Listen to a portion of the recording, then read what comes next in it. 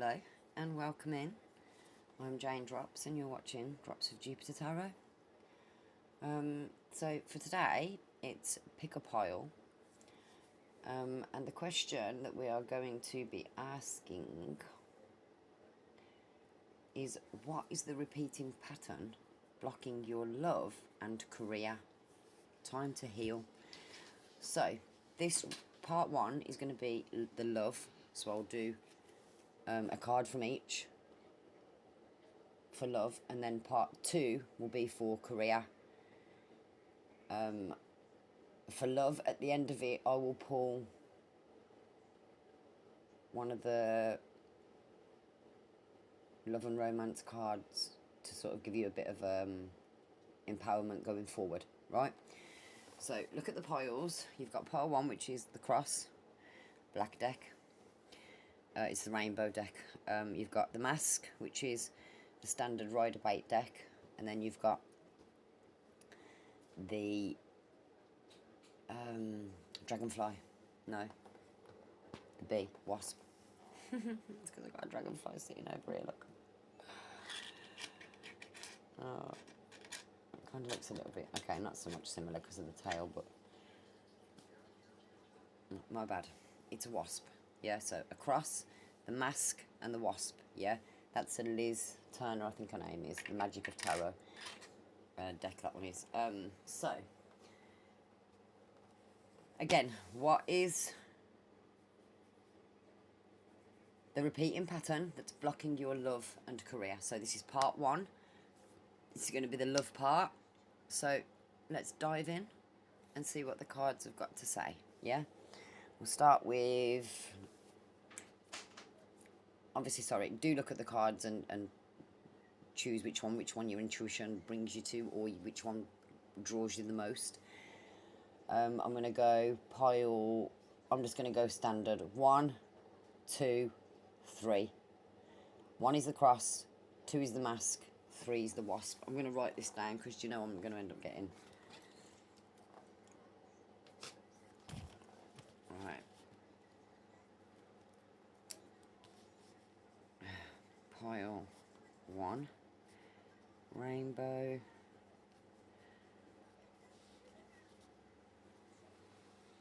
Cross. 2 is rider weight mask, and 3 is Liz Turner and wasp. Okay. Sorry about that, guys. I probably should have paused it then to do that, but right, we'll start with deck number 1. So move these aside.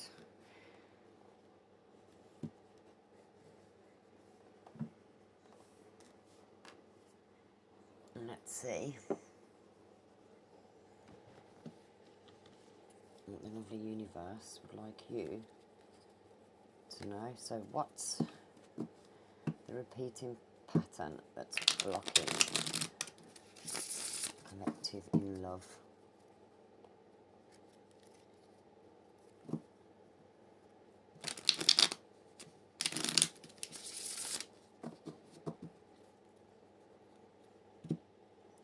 I know it takes time. I will put timestamps in so that you can see, but it's generally good for you to kind of watch it. It does help the channel, to be fair, so thank you for sticking around.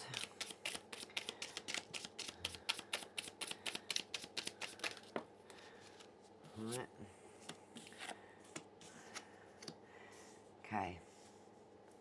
So what repeating patterns are blocking the collective when it comes to love? So we've got the 7 of Wands. We've got the Lovers. And we've got the 5 of Pentacles.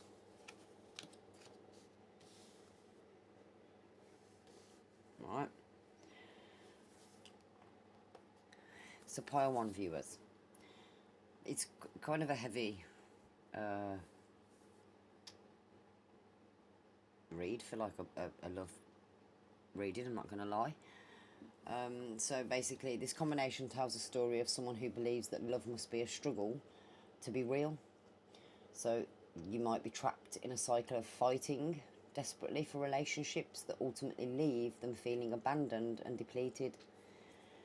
So, Seven of Wands, the constant battle, the pattern. You're always on the defensive, so you might feel like you have to fight to keep your partner's attention, fight off external drama, or constantly protect the relationship from collapsing. Love is like a battlefield, not really a safe haven, yeah? Then for the lovers, obviously lovers is the deep soul connection, because you feel a genuinely strong, intense, or soulmate connection, you use it to justify the chaos. You might think, but we love each other so much, so the struggle must be worth it. But you're kind of mistaking high drama intensity for like deep intimacy, right? And then you've got the Five of Pentacles upright, so the spiritual and the emotional rejection. So like, you know, despite all your fighting, the Seven of Wands, and the deep love that you feel, the lovers, you ultimately end up left out in the cold. So this card kind of represents a profound fear of abandonment, or actually being left emotionally starved, lonely and unvetted by your partner, like. It's incredibly tense. Okay, so taking it back to the lesson, true love should be a sanctuary, not a battle. Obviously, we all know that. If you have to fight 24/7 just to feel secure, then it's the wrong dynamic. You're not in it. So the shift. So stop fighting to keep open doors that want to close. Let go of the weapon. Step off the battlefield. And notice who actually steps up to keep you warm. Yeah? Check out Korea in part 2. I'll be using the same decks, so you'll know which deck will be yours. Obviously, if you want to swap for your Korea, you can. But obviously, all I'll say is that, you know, it's pile 1, pile 2, pile 3, so just kind of remember the pile that you chose when it comes to the Korea part. So now, hope that helped you guys. Do you know what I mean? So now, we go to pile 2, which was the mask. Yeah. Okay. Again, it's the shuffling, guys, because obviously I want you to see that what cards you get in are real and authentic. You know? That's why I don't really show my... Well, I can show my face on here, but I can't fit my face and the cards into the camera, so that you guys can actually see what's going on real time. I'll do it like this. Tail on the bottom. Dear. Okay.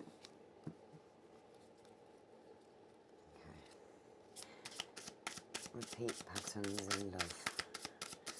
What repeat patterns? Collective in love. Ooh, shut out that one, dude. So,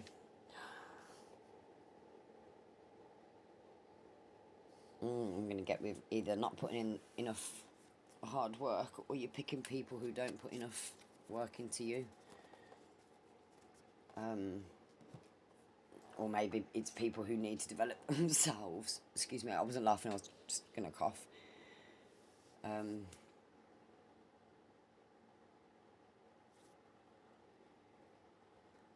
Yeah, so exactly what I was saying. It's about mastery. In the upright position, it's about mastery. It's about dedication, right? In reverse, it's obviously the opposite. Do you know what I mean? It's a complete imbalance on how energy is invested. So it basically just shows a pattern of putting too much effort into the wrong people, or giving up on love entirely, because it feels like it's just too much work for you, you know?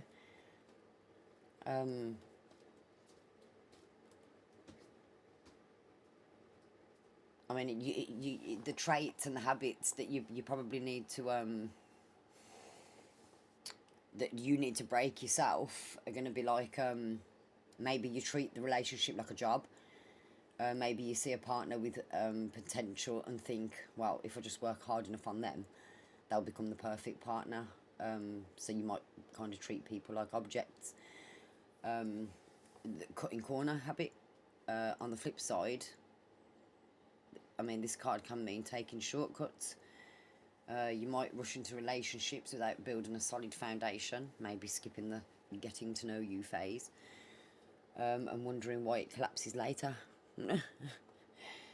And then you've got like the emotional exhaustion, so you could literally just be tired of doing all the heavy lifting. Maybe you feel like you're the only ones reading the relationship self-help books, initiating the deep talks, or trying to make things work. So you've kind of got a sort of mix, do you know what I mean, of sort of where and what the patterns could be. You kind of break down, do you know what I mean? Because some of the patterns could be how you're allowing people to treat you, but then also some of the patterns could be how you treat others. Obviously, treat people how you want to be treated. So if you're treating people in what I've just said, understand that that's what's going to come back to you, but it's going to come back to you on a completely different level. It's going to come back harsher so that you learn the lesson.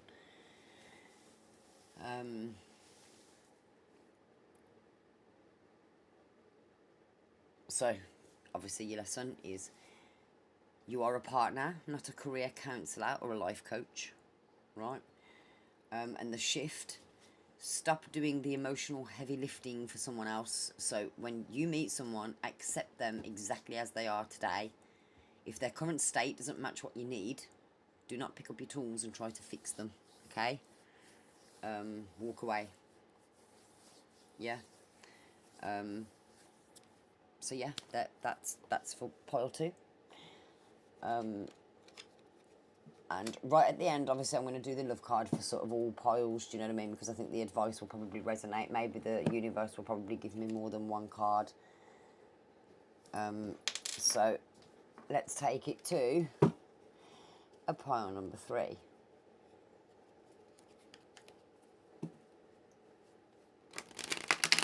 Again, sorry about the shuffling, but, you know, at least you guys can see exactly what's going on and what's coming out. You can see that I haven't just sat there and picked up cards off the top. Do you know what I mean? Like pre-shuffled and things. Like, I'm not saying there's anything against it, do you know what I mean? But me personally, I do like to do it because obviously it builds trust because you can see, do you know what I mean, that what you're actually getting. Again, what pattern do you need to break in order? And what pattern is blocking you from love? I got a 2 card.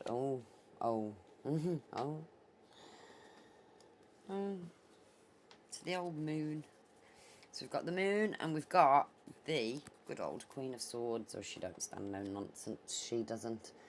I've kind of got a feeling that yeah, you're quite pile number 3 are quite to the point. Yeah, to the point, we'll say. Right, yeah. Logic, that's her. Basically, this one's a deeply psychological one. It's representing a sharp clash between deep intuition, fear, and logic. Yeah. It basically shows a cycle where past trauma creates intense anxiety and secrets. So the moon, causing you to put up an icy defensive wall. It's basically to protect yourself. You cut people off before you can get hurt, basically, right? Is what I'm getting from that, yeah? Sorry, the light of the incense stick. Right, the moon is literally hidden fears and can be a paranoia. So you could feel a lot of anxiety in relationships. You could constantly look for hidden motives, maybe lies, or you're waiting for the other shoe to drop, maybe. So even when things are sort of going well, you might feel a sense of like dread or illusion, or maybe just unable to trust what is real. I'm not gonna lie, I've kind of had that. A little recent thingy for myself was listening to other people's gossip. Do you know what I mean? Again, until you actually know for real, don't fall Don't be the fool. But don't fall prey to the illusion. Do you know what I mean? The mystery of it, you know. Right, so to protect yourself from the emotional fog, you activate the Queen of Swords, so you become highly analytical, kind of cold.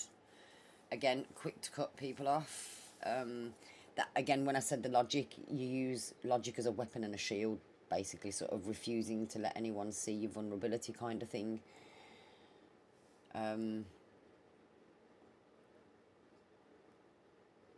So literally, to protect yourself from getting hurt, you step into the Queen of Swords, you put up an impenetrable wall, you become fiercely independent, sharp and detached.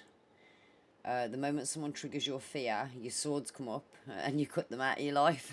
Do you know, I'm laughing, right, not because of what I was saying, yeah, because I watched a tarot reading for a couple of years back now, this was, and literally somebody was saying the Three of Swords, the heartbreak one, which is the picture of the heart with the three swords in it in standard Rider-Waite tarot decks,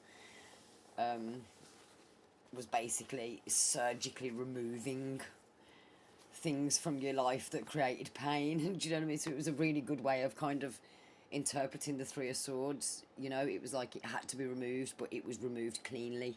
Yeah, so there'll be nothing that will come back on you. So there's no repeating pattern or no cycle that's going to come back around. It was literally done. So yeah.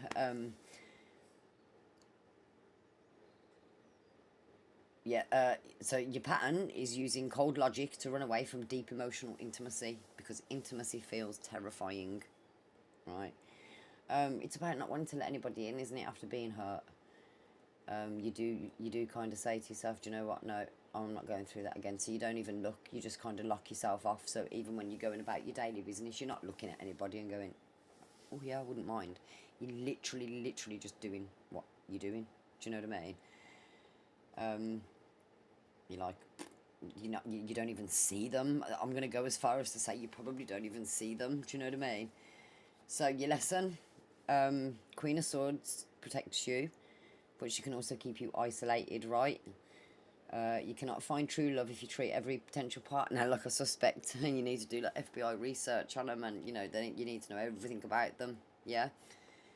The shift, so learn to distinguish between your trauma-induced anxiety, the moon, yeah, and your actual intuition before you use your sword to cut someone off. Ask yourself, am I reacting to what they actually did, or am I reacting to a ghost from my past? Right, oh my god, this is like, I'm not even gonna lie, it's resonating so much.